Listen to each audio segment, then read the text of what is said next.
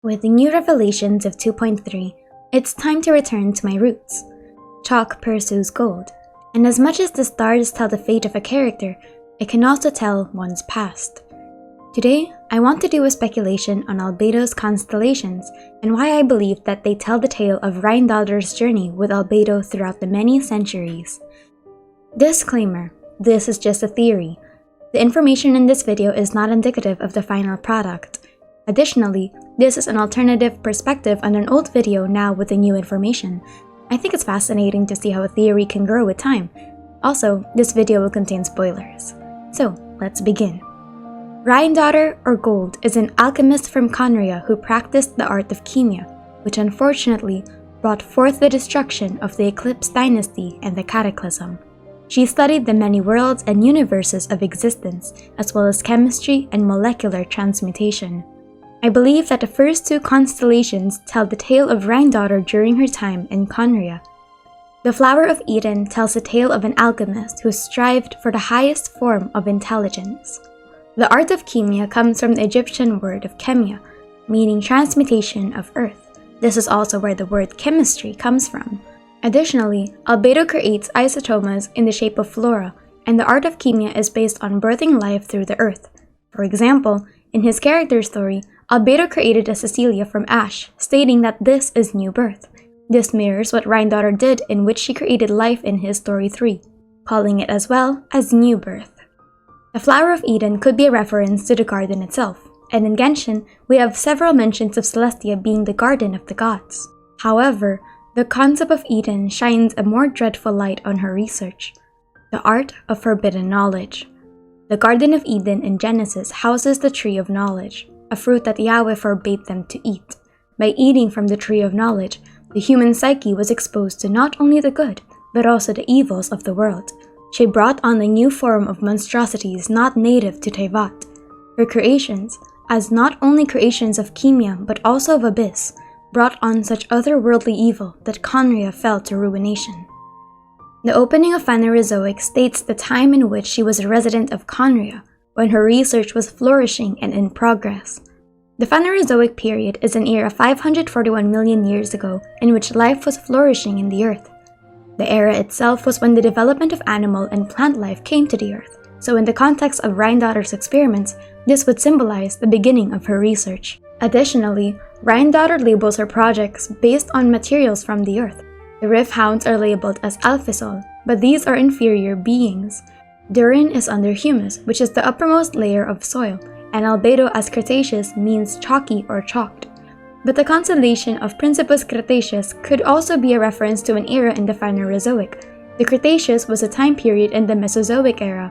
This was a time in which the meteor that hit the earth created a massive extinction. In Genshin, it would make sense why Albedo's constellation refers to an event of mass extinction. His creation succeeded two cataclysms related to Rhinedottir's past. First was the destruction of Conria, and second was the extermination of Durin and other abyssal entities during that time. He would also be the most advanced entity that Rhinedottir ever created, as stated in the Concealed Talon. All the marvels in the world pale before Cretaceous, the greatest work of all. Which leads me to the next constellations, which transition into Albedo and Rhinedottir's journey as adventurers after the fall of Conria. The Grace of Helios is Rhinedottir teaching Albedo the ways of the alchemists. The name Helios is the Greek god of the sun, which relates to Albedo's motif: the solar isotoma, his name card, the golden aesthetic, and his signature dish. Much like Helios as well, Albedo wears a radiant crown on his head in the shape of his braids. Helios being referenced here may also tie back in the aspect of the sun's golden rays. This could also relate to Rhinedottir's alias being known as Gold. Rhinedottir's name and alias might be a reference to Das Rheingold, the first of the 4 music dramas that constitutes Richard Wagner's Der Rings der Nibelungen. In the first scene, a sudden ray of sunshine pierces the depths to reveal the Rheingold. The final stage of alchemy that she taught Albedo was also known as Eternitas, or the Goldening, despite being wrong. Whether this was intentional or not is unknown, but if she was the one who taught Albedo about alchemy, and that Eternitas is the final stage, then that means she wanted him to be her successor. Albedo was a homunculus that shared Rhinedottir's nature. He was her finest creation.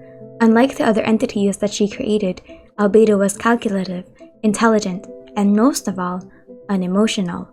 The other beings were erratic, jealous, and could have been more susceptible to corruption, but Albedo was different. Or at least, that's what she would think, because despite her adventures with Albedo, she can never run away from her past.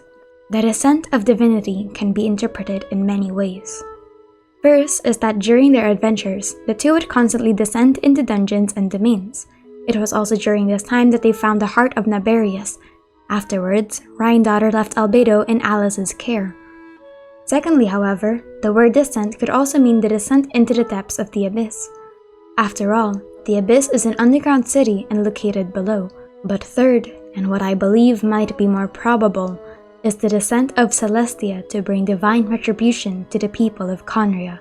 This could have been the time Celestia decided to not only bring the abyss monsters to an end, but also punish those who were foolish enough to test the heavenly principles. Because fifth is the Tide of Haitian.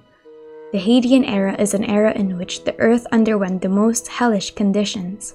The Earth's temperatures were exponentially hot, as the world was still forming as we know it. This is an artist's interpretation of the Haitian era by Tim Burtonlink. The destruction of Conria was a moment in time that would forever change Tevat, the death of hundreds that would ring over the course of centuries. However, much like the Haitian era, it would predate a new era of the world. Unfortunately for Tevat, this was one still healing from bygone mistakes. As for rhinedottir, despite her ambitions being immortalized in the form of the Chalk Prince, she can never erase what her monstrosities did in the past. The final parts of their journey are her leaving Albedo in Mondstadt's care. Rhinedottir sends him to Alice with only a letter and a complex batch of alchemy notes. She only leaves him with the words, "Find the truth and meaning of this world." The Secretam Secretary refers to a letter left behind by a teacher to a student, one that houses the greatest topics of astrology, medicine, ethics, alchemy, and magic.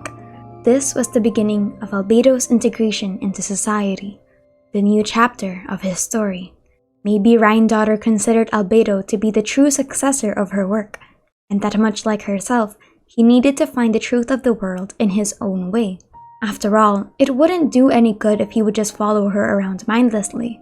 By sending him to Mondstadt without her, she is entrusting him that he'll grow a form of independent and critical thinking, furthering his limits as an alchemist. He had once lived a life of monotony, but in the heart of Mondstadt, he now knew a life of wonder and freedom. In a story filled with abyssal energy, corruption, and erosion, perhaps the word purification is the hope that Albedo will finally bring redemption to rhinedottir and the sins she created. Reach the far side of philosophy and create a new destiny for myself and your brothers. Albedo's life is now his to dictate, and with the coming of Klee, the Knights of Avonius, and the Traveler, perhaps it is possible to cleanse the taint of rhinedottir's past on him. Perhaps they will be the ones to purify Albedo, because, well, if they don't, let's at least hope that they can stop him.